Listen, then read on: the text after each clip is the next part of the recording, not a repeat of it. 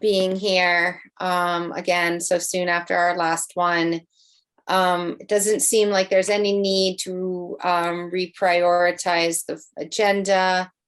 It seems we have no visitors to recognize. So that brings us right to you, Morgan. Right. So as you know, there was a bill that was moving through the House and Senate last week, which has now passed both chambers and is sitting on the governor's desk. And that bill allows you to conduct your annual meetings this year the same way you did last year. So that would be shifting those few articles that you still vote from the floor to an annual, to the town meeting day Australian ballot, and then having an informational meeting sometime within 10 days prior to town meeting day, rather than your floor meeting, which is scheduled for mid-February. We've got a motion, should you choose to go that route, that deals with the fact that the governor hasn't signed it yet, but this is completely within your purview.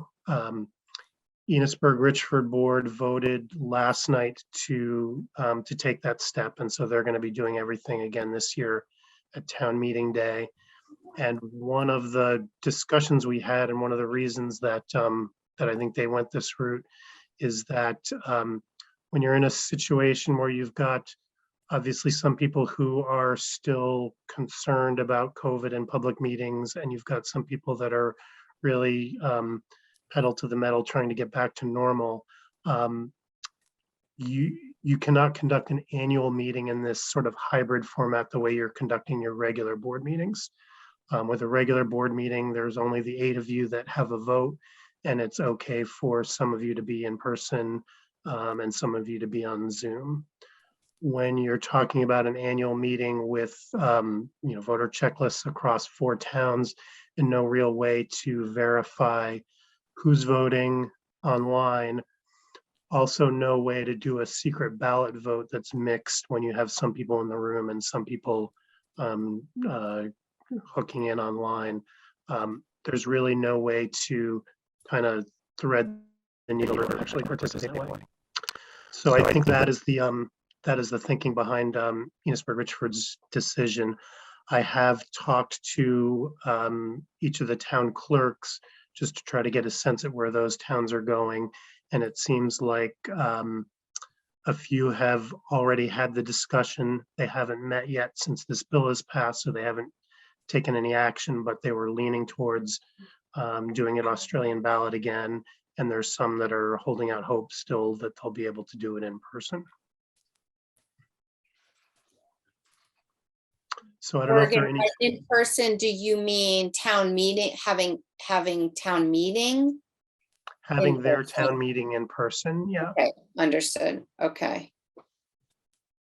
And some of them do what you do in terms of it's a mix where they have a meeting the night before, where they don't really conduct much in the way of business, and then do Australian balloting the next day. And then there are a few like Montgomery and I think Sheldon still in a normal year would do everything from the floor.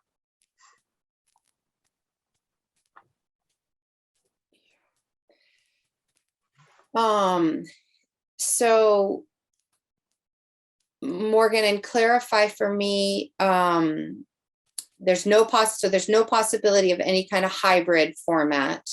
We need to make a decision. We're either doing our informational meeting in person or we're doing it virtually. Right, in terms of voter participation. I mean, Yeah. Going in the future, we might be able to figure out how to live stream a meeting, like an annual meeting where people are voting in person, but it would be a one-way communication. It wouldn't be two-way with people being able to participate remotely. They'd just be able to watch. Okay. And so if we do go to all remote, a virtual informational meeting, then the motions that we do vote on at that informational meeting, I mean, there aren't many because we're already doing the most significant ones through the Australian balloting anyway. Correct. Those ones, so we would just kind of transition those ones that we might do at the informational meeting to the ballot. Right. So your district clerk would be voted by ballot. Your moderator would be voted by ballot. The article that we cover each year about giving you the authority to borrow money, Right. that would go to ballot. But yeah, you already vote your board seats and your budget by ballot on town meeting day. Okay. So as far as the rest of the board goes, do folks feel strongly one way or the other as to the format of the annual meeting?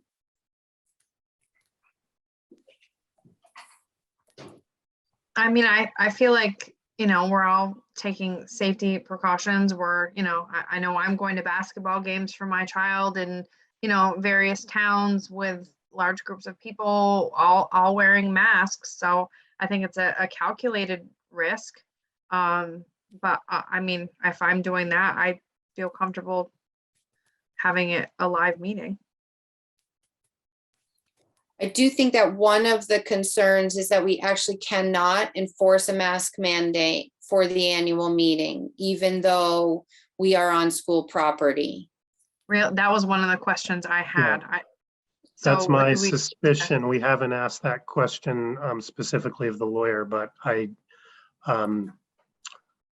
think we saw what enforcement would have to look like at that first SU meeting. And, I don't see Franklin County Sheriff's Office feeling empowered to drag people out of a town meeting when they're, going to argue that they're exercising their right to vote. I think it's actually harder at your annual meeting because it is a little more than you're right around a school meeting. It's about giving them their access to vote on or to hear information about their annual school budget. So I don't think that that's a battle. If you're in person, you're not going to win the battle about the masks for those that are refusing. I think that's concerning. I wasn't aware of those points. So I retract what I just said a few minutes ago about being happy about a live meeting. I would prefer people to take safety precautions, but.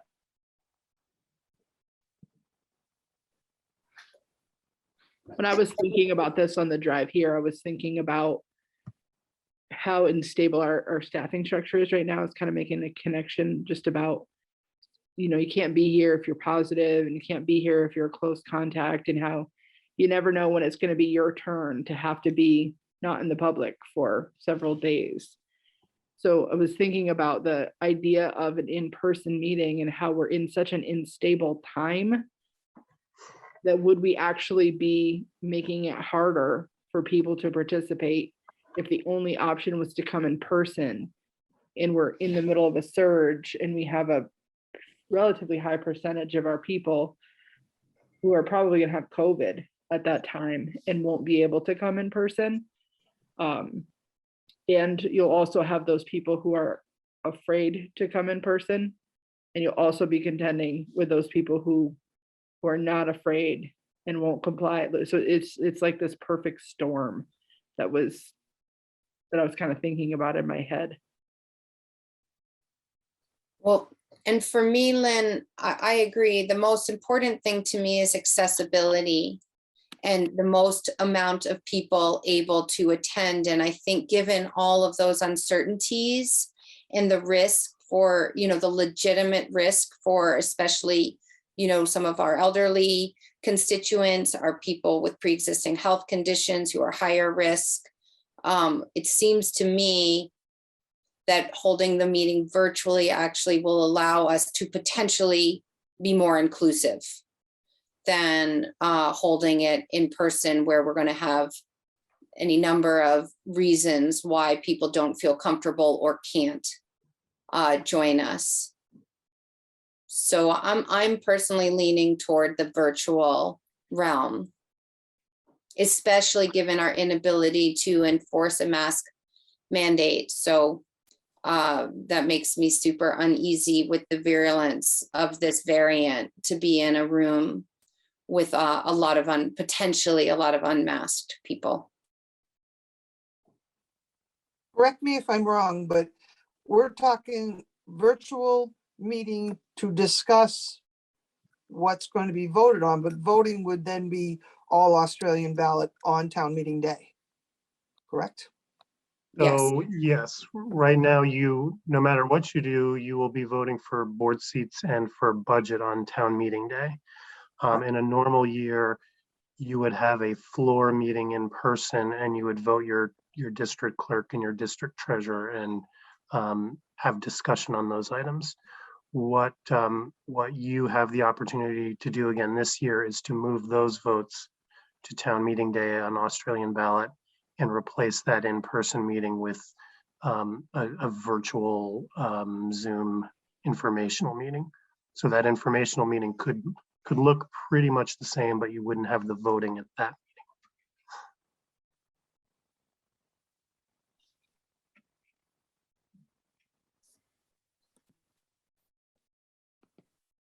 anyone else have strong feelings one way or the other?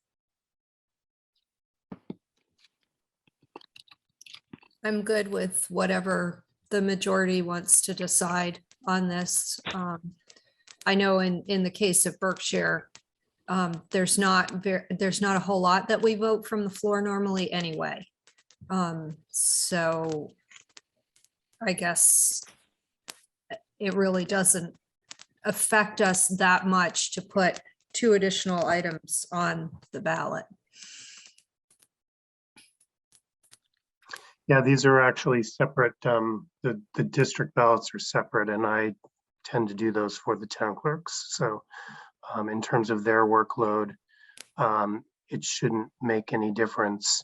I should have said at the top of the hour that S-172 does give you the opportunity or the option to punt the meeting entirely until the summer, which I would strongly recommend against.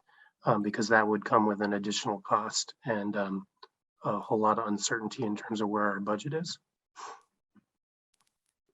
Yeah, that makes it very difficult down the road for the state of Vermont to actually figure out where everybody lands.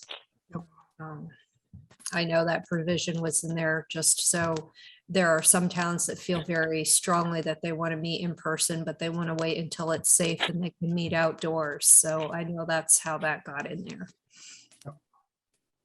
Would make it hard for hiring season as well. Absolutely. Yeah, no, I think punting it for me is kind of a non-starter. I don't think we need to throw that into the mix personally. I'd like to do it now, at our regular time and then make the decision, is it going to be virtual or is it going to be in person? Mary, I'm okay with either way, whether it's in person or over Zoom. Okay, thank you, Miranda. I'll throw my 2 cents in. I just seen students see us go virtual informational meeting. We don't get many people at the meetings anyway. This might be an opportunity to get more people involved. Thanks, Arlene.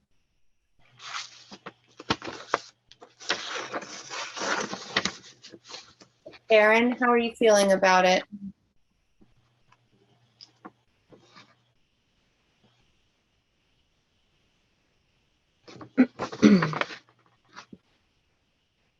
Is Erin not with us, Morgan? I thought that she was here. She is with us. She's unmuted, but I can't hear her. So, Okay. Erin, if you want to throw something in the chat, I can read it to folks.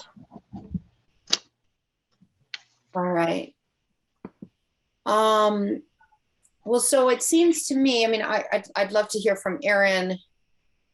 Erin just chatted that she is for virtual. Okay. So it seems that we either have people a little more strongly for virtual or, or okay either way. So given that we don't have anyone kind of strongly desiring an in-person, I say that's where we're trending. And I assume, Morgan, this is something that we need a motion for. Yes, and so the motion would need to be a motion to adopt the provisions of S-172 an act relating to authorizing alternative procedures for 2022 annual municipal meetings in response to COVID-19 on the condition it is passed by the legislature and signed by the governor. That's what the lawyer advised, and it has passed by the legislature. We're just awaiting signature for the governor. Okay, well, I'll make that motion. Do you need me to repeat it back, Morgan? No, I've got it. Thanks. Okay, so by roll, Lisa, Aye. Emily, Aye. Miranda, Aye. Arlene, Aye. Aaron, She's yes. and Mary is yes. Okay, great. Okay, thanks. So the other two motions that we will need tonight will be one, warning a budget for a specific dollar amount, and then a second one to approve the annual meeting warning, which will have Mary then sign at some point away from the table. So we discussed this at greater length last meeting. I am certainly happy to answer any other questions that have come up since then. But my sense was that the discussion around the budget was largely decided, and you were just waiting to get the authority to decide one way or the other on the annual meeting format. Is that correct? Yes, Okay. So if there are no questions, the next motion would be a motion to warn an FY23 Northern Mountain Valley Unified Union School District budget of $18,210,899.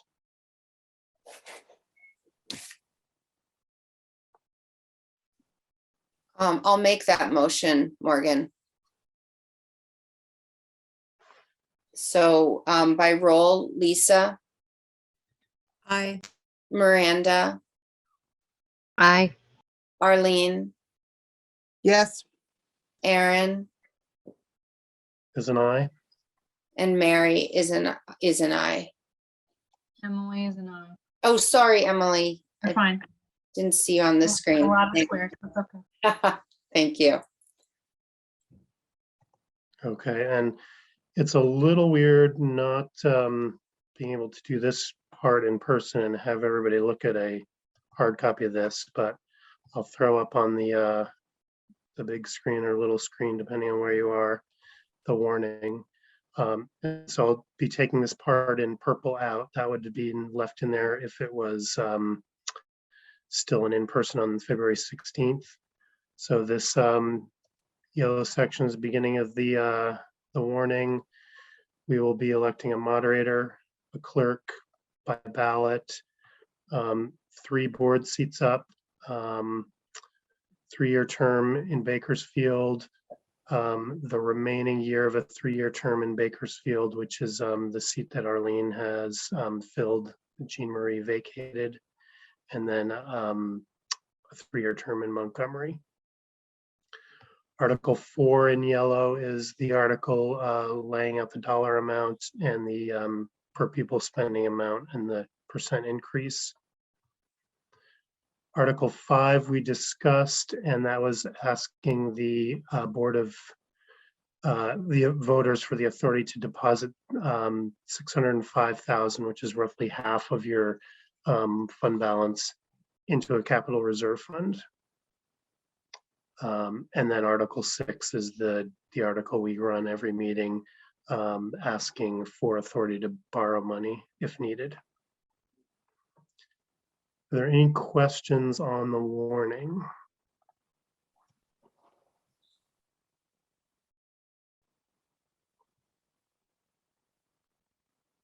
right. No, it looks good. Well, I guess, Morgan, my question is, you said we need a vote to transition those, the board, or sorry, I can't remember the language, to our moderator and our clerk from being voted on in person, or it just will automatically now they'll be on the Australian ballot? Yeah.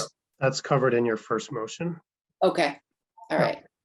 So the last official motion I would need tonight is a motion to approve and authorize the board chair to sign away from the table the Northern Mountain Valley Unified Union School District 2022 annual meeting warning.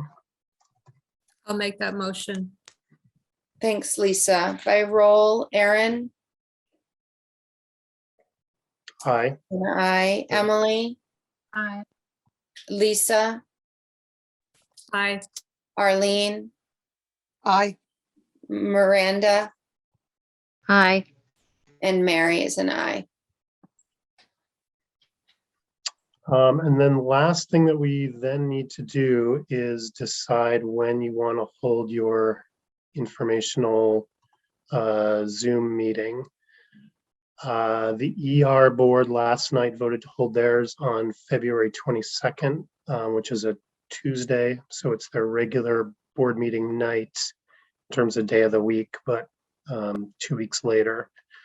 I don't know if the 23rd makes sense for this board, which is a Wednesday night, your normal meeting night, although it's 3 weeks off of your regular board meeting.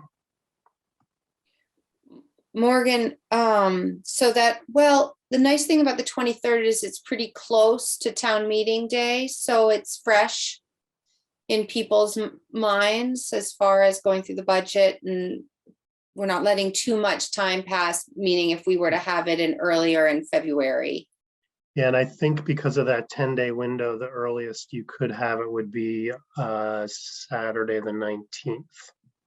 Okay, The warning for informational meetings is different than the warning for annual meetings, okay, which is a little frustrating to try to navigate, but yeah.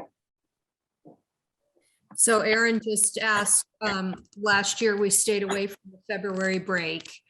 And I thought so, but now I'm wondering, I think we had it during the February break.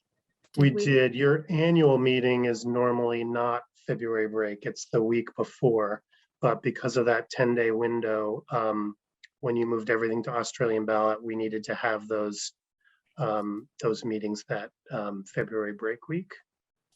So I can pull up and tell you last, I want to say it was maybe the Thursday before That last year. sounds about right. I think we had one on Monday and one on Thursday last year. I'm not sure which side was which.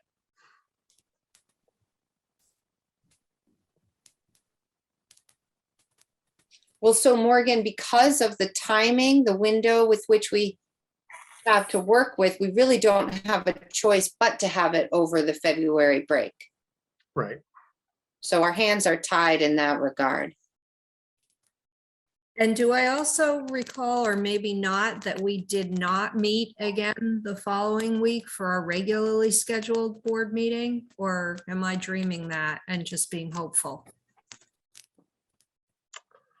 I could kind of look back at the notes. I honestly am having trouble remembering yesterday. I think you might be being hopeful because I feel like I remember reorganization Yeah, after Oh, that. yeah, it wasn't at reorganization. That's why I don't remember being there. right. Okay, a long time ago, way back, when we were just the Berkshire Board, we never met the week of town meeting day. We took that month off Right. from meeting as a board.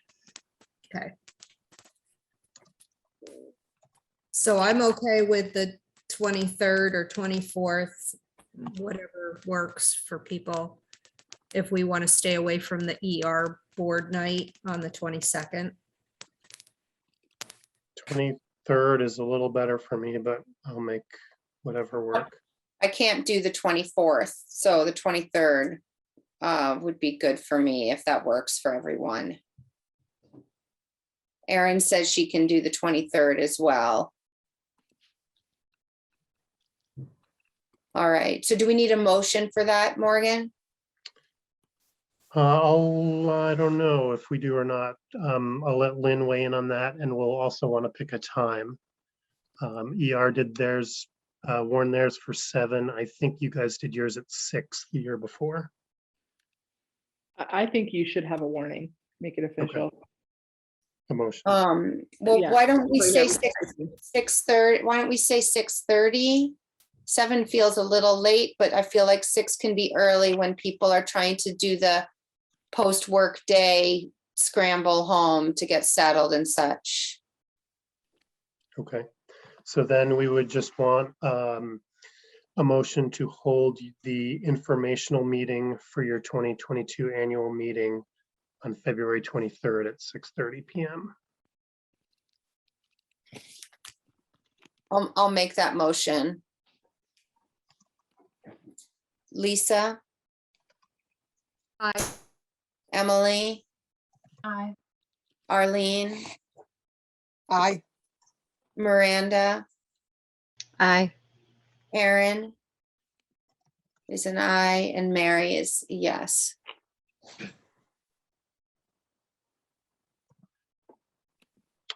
And I think that's all that I need tonight. Great. All right, that's great, Morgan. And so Morgan, now that we've made that decision, we'll start pushing out the warning, obviously, which we need to sign, and our flyers and informational material so that we get the word out for how people are able to join us. Exactly. And so if anybody has any suggestions or feedback on the documents that I sent out last week, feel free to message me directly on that. Most of those we hope to have finalized by the end of the week, so we can start getting them out to printers, and we'll keep you posted. I don't know if everybody was on when I talked about S122, I think it is, that Lisa tipped me to today, that would allow you to hold your regular board meetings without a physical location. So we wouldn't have Lynn or Courtney or me sitting at the public safety building any longer. It would just be totally on Zoom. And it looks like you're going to have that authority to do that until next January, if you so choose.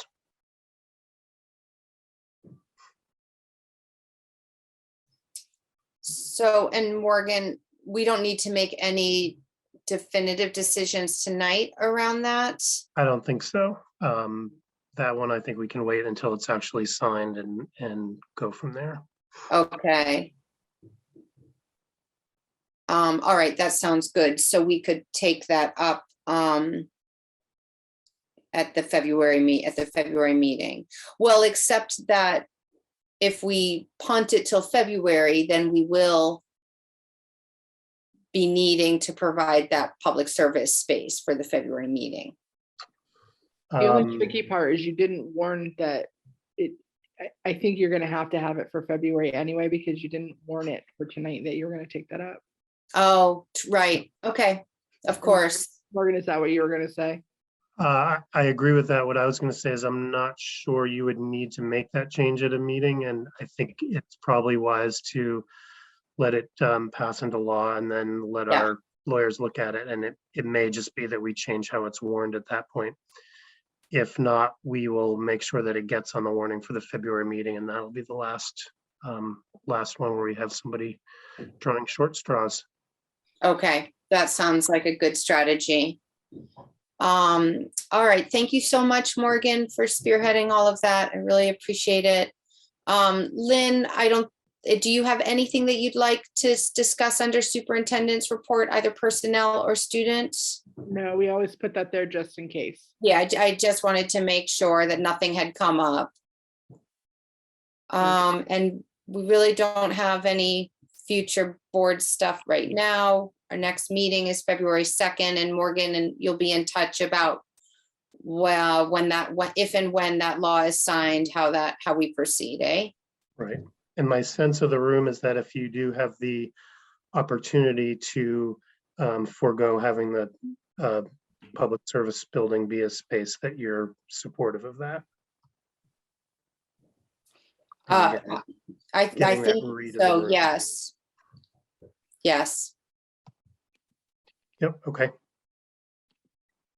All right, great. Okay, well, I need a motion to, or I'll make the motion to adjourn at 8:15. And if you're good with that, give me a thumbs up. Thank you all so much. Have a good night, everyone. Thank you. Take Have a care. great evening.